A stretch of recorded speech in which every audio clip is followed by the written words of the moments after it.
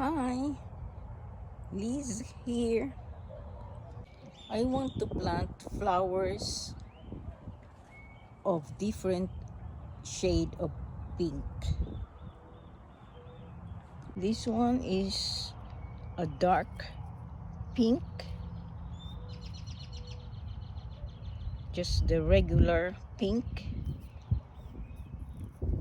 Between this color is between this and that one, and this one has some vein.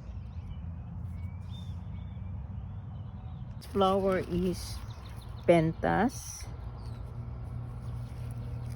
and the rest are petunias. My fertilizers are chicken manure and the all-purpose triple 13 fertilizer.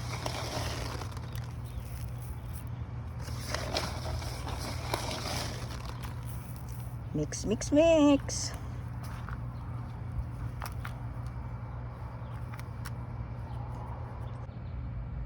The pentas would be at the back, the dark pink in the front, and the rest are going to be on the sides.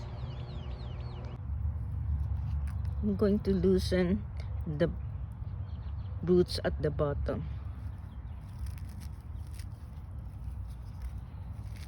Don't be afraid to do this one.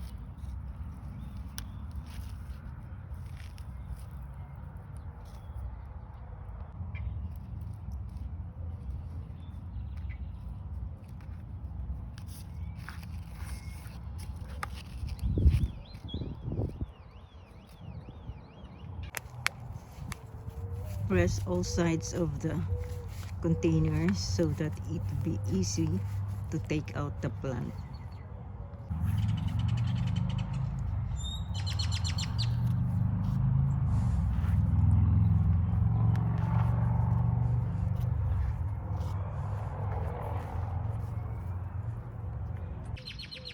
The new soil level is the same as when I bought the plants.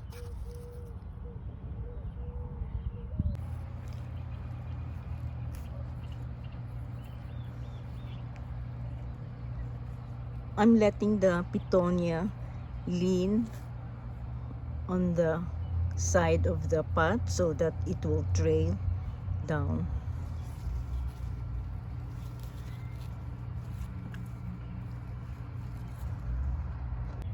Remove the spent blossoms of the petunias if you want to have continuous blossom. They bloom till frost.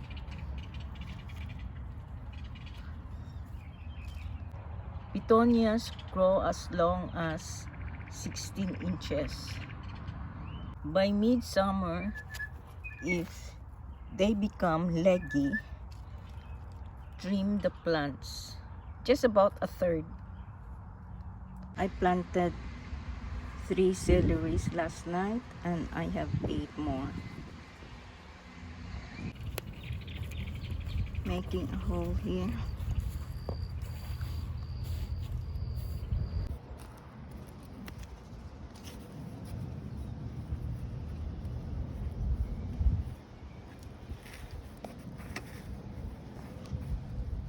Make sure that all the roots are buried.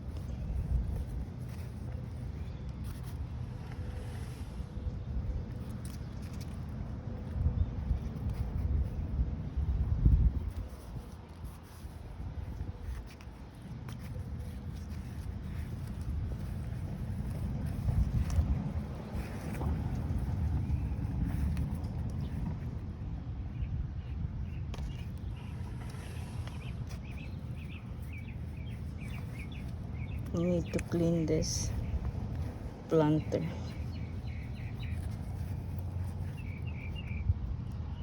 So I buried the plant up to this area.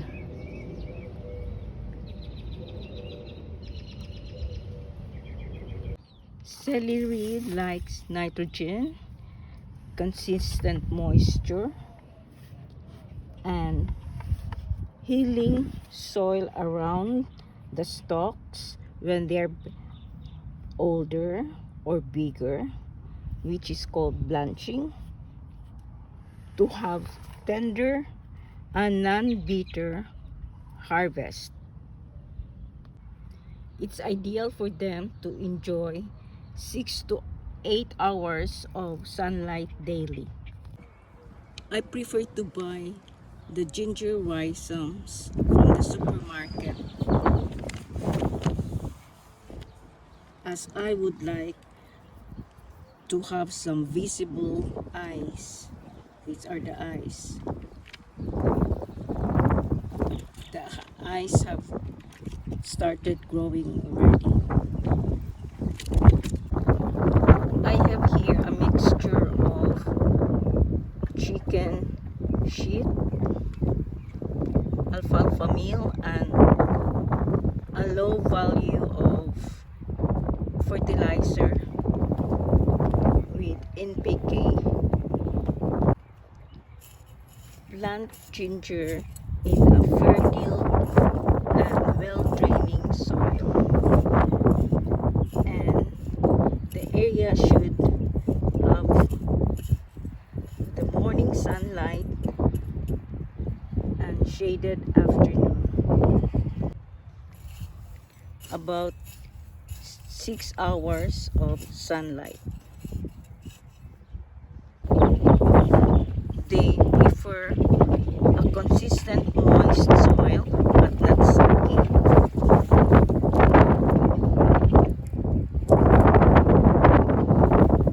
Do not bury the rhizome so deep.